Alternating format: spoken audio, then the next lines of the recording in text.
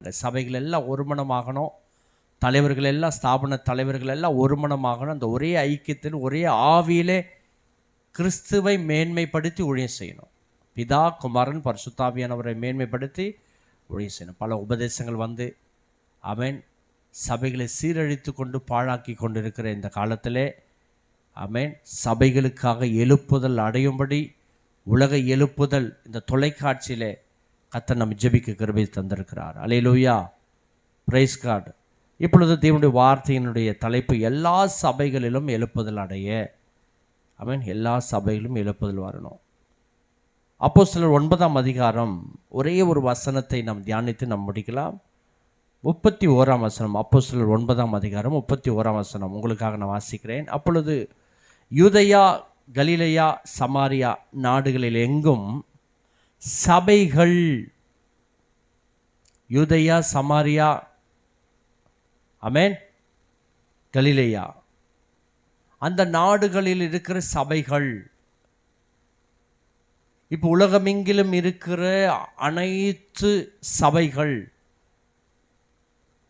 ஒவ்வொரு தேசங்கள், நம்முடைய மாநிலங்கள், நம்ம இந்திய தேசத்தினுடைய மாநில மண்டல சபைகள், மாவட்டங்கள், நம்முடைய சென்னை பட்டணம், இப்படி ஒவ்வொரு சபைகள் பல பிரிவுகளில் இருக்கிறாங்க இல்லை?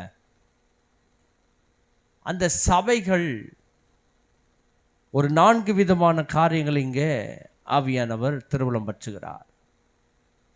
அப்போ சபைகள் என்றால் எல்லா ஸ்தாபன தலைவர்களும் எல்லா சபைகளும் பெயர் இருக்கு இல்லை? ஆனால் ஒரு சபைக்கு பெயர் என்ன? வேதத்தினுடைய அடிப்படையில் சபைக்கு என்ன பெயர்? இப்போ அந்த இடத்துல ஏஜின்னு போடலாமா, ஏசியன் போடலாமா, சிஎஸ்சின்னு போடலாமா, ஆர்சின்னு போடலாமா, அட்வென்ட் சர்ச்சின்னு போடலாமா, இல்லை எந்த சபையினுடைய பெயரை போட முடியும்? சபைக்கு பெயர் இருக்குது. வேதாகமத்தில் சபைக்கு பெயர் இருக்குது. எபேசியர் 4ஆம் அதிகாரம் எல்லாரும் 12வது வசனம். கிறிஸ்துவின் சரீரமாகிய சபையானது. அப்போ சபைக்கு பெயர் என்ன?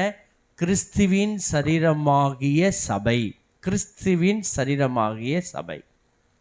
கிறிஸ்துவனுடைய சரீரம்தான் சபை. அதை புரிஞ்சுக்கணும். எங்கள் ஸ்தாபன சபை, எங்கள் ஐக்கிய சபை, எங்கள் தலைவருடைய சபை, இதெல்லாம் கிடையாது. அதெல்லாம் சபை லிஸ்ட்லேயே வராது.